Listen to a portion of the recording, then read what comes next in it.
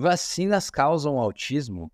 Entenda como essa e outras conclusões extremamente problemáticas foram geradas a partir de um contexto científico que está em sérios problemas por várias razões.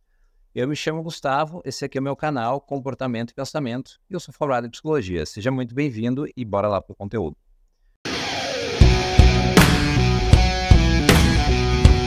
Bom, pessoal, a questão da...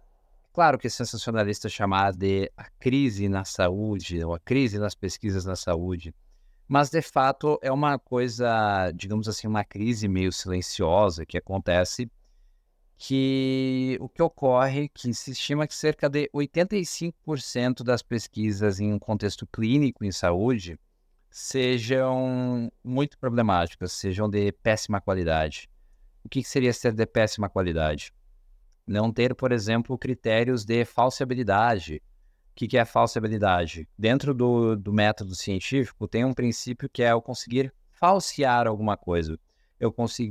Para isso, eu preciso ter a replicabilidade, que é eu conseguir fazer um experimento nas mesmas condições que foi feito o anterior, ou então fazer um experimento nas condições mais próximas possíveis nas quais foi feito o anterior. Eu preciso ter a replicabilidade para que eu tenha a falsibilidade, para que eu possa replicar aquele experimento e ver se realmente aquilo se sustenta ou não, ou foi uma coisa mais do acaso que aconteceu antes, etc. Então, replicabilidade, falsibilidade. São algumas das razões do porquê existe essa, como eu chamei, digamos, essa crise dentro das pesquisas de ciências da saúde. E o que acontece é que, como eu estava dizendo, tem mais estudos não bons do que bons dentro da área. Por exemplo, esse que eu citei na introdução, ele já é um pouco antigo. Lá em 1998, foi publicado na revista The Lancet, que é uma revista bastante conceituada dentro da ciência, um artigo de um sujeito trazendo alguns dados, apontando que vacinas de sarampo, rubéola e uma outra coisa, que agora não lembro o que era, poderiam estar ou causavam autismo.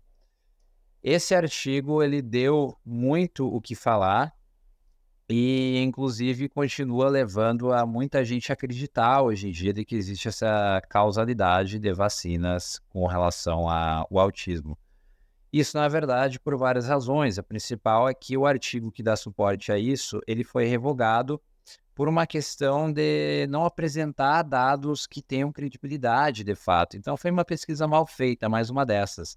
Mas o impacto geral que isso gerou na sociedade foi muito profundo e devastador. E existem muitas pesquisas no campo da ciência da saúde, principalmente no campo clínico, que geram muitos problemas e que não são de boa qualidade. Por que isso acontece?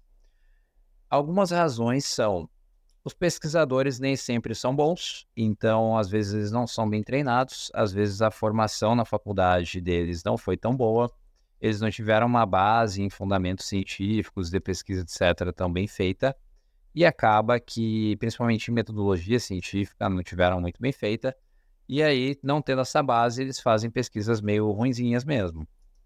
Algumas outras vezes pode acontecer é que os pesquisadores, eles querem provar a todo custo alguma hipótese que é muito cara a eles têm um apreço muito grande por aquela perspectiva, então eles querem organizar, arquitetar o estudo de uma forma que seja muito favorável para provar aquilo. Isso é completamente contrário também à lógica científica, que é basicamente, se a coisa se sustenta depois de ser atacada de todos os lados, aí sim a gente tem uma boa evidência de que ela é bem fundamentada, de que ela é cientificamente bastante válida. Então tu pega uma coisa, tu tenta detonar ela, destruir a evidência de que ela é verdadeira de todos os ângulos possíveis. Isso sim é boa ciência. Quando tu faz o contrário, aí fica fácil comprovar qualquer coisa.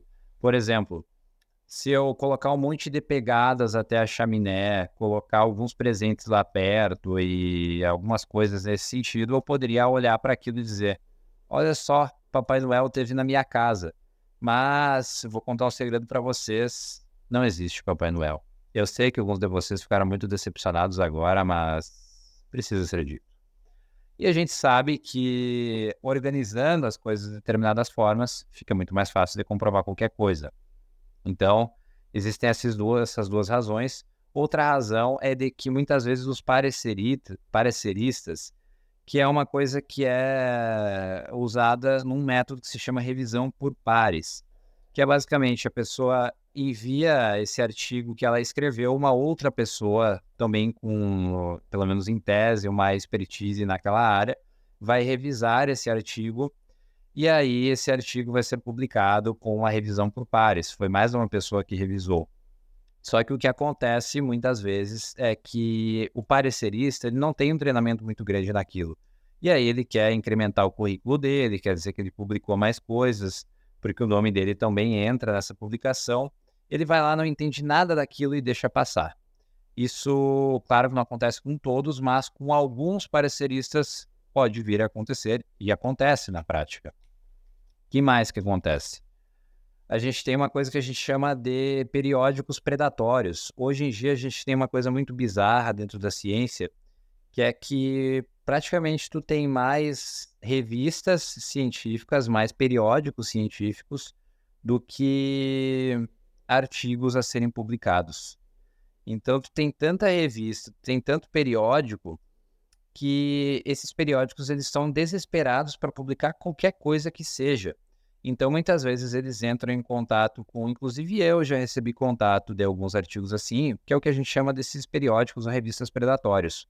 Eles chegam lá, te enviam um e-mail e falam assim, a gente publica a tua pesquisa e muitas vezes a tua pesquisa está muito mal feita. Eu mesmo já tive pesquisas mal feitas que eu recebi essa proposta para publicar, mas aí eu recusei.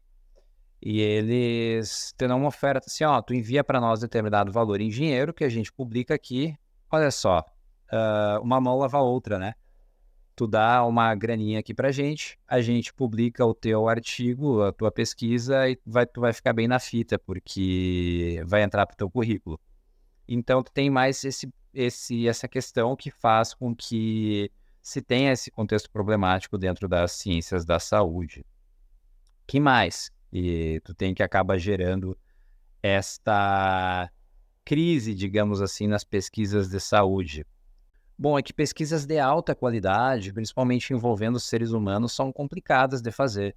Às vezes tu tem um gasto monetário, um gasto em dinheiro muito grande, um gasto enfim, envolve muitos recursos nesse âmbito. E às vezes as pessoas não têm como ter acesso àquele recurso e é melhor, sabe aquela coisa, melhor mal feito do que não feito? Algo mais ou menos nesse sentido, né? Tem um ditado, eu acho que tem, se eu não estou enganado, mais ou menos por aí. Então, ou eu acabei de inventar, né? Ficou até bonito, melhor mal feito do que não feito. Mas enfim, acaba acontecendo de que essas pesquisas são feitas de qualquer jeito, em algumas vezes. Então, esses fatores são alguns dos quais nos ajudam a explicar por que aproximadamente cerca de 85% das pesquisas no âmbito em saúde clínica são mal feitas. Mas é claro, eu não estou propondo aqui um negacionismo radical, não estou propondo que tu saia por aí desacreditando em qualquer pessoa que cite um artigo, nem nada do tipo. Eu só estou propondo que seja um pouco mais cético.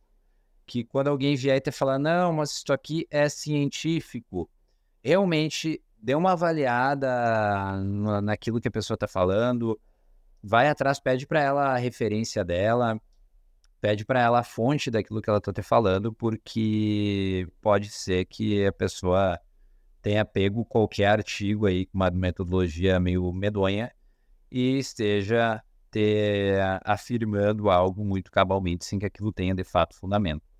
A saída para isso, pessoal, é ou acompanhar gente que tenha uma honestidade intelectual e um conhecimento maior do método científico, então acha aí por exemplo, algum influenciador que pareça ter uma idoneidade maior aí nesse campo, dá uma pesquisada um pouco mais a fundo, né? Não vai para a tua afinidade pessoal, às vezes não é porque a gente gosta da pessoa que a pessoa está falando coisas coerentes com a realidade.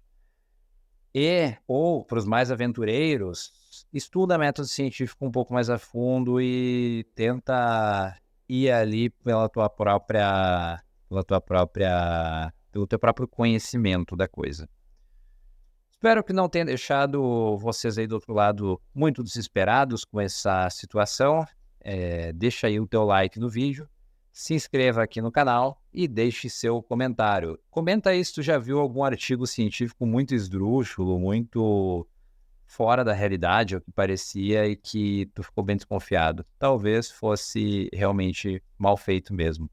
Até mais.